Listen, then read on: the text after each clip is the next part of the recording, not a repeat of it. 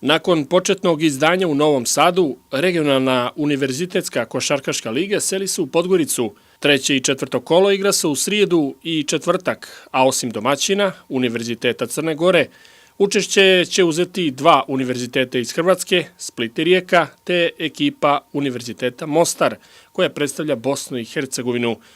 Ispred Studentskog sportskog saveza Crne Gore po pitanju organizacije nije bio mali posao.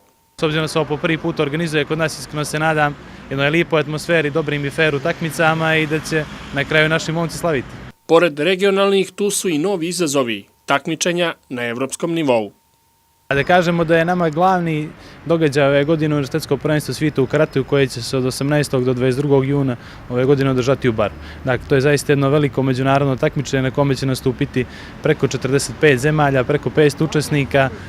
Po broju zemalja i broju učesnika sigurno najmasovnijih i najznačajnijih takmičenja koje će se ove godine održati u Crnoj Gori, a što se tiče kvaliteta dovoljno je naglasiti to da zaista nekih 80-90% svetskog kvaliteta što se tiče karate dolazi na tom takmičenju. Osim sportskog, regionalna univerzitetska košarkaška liga značajnija je možda po drugim aspektima. Neki od ciljeva su upoznavanje, druženje i razmjena iskustava među budućim akademcima.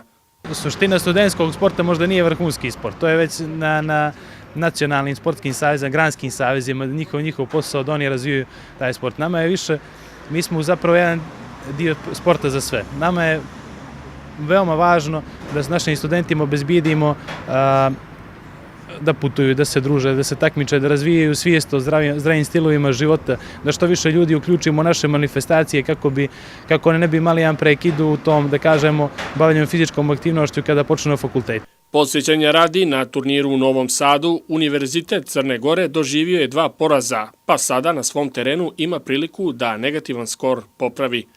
Oba dana, u srijedu i četvrtak, utakmice se igraju u terminima 11:30 i 13:30.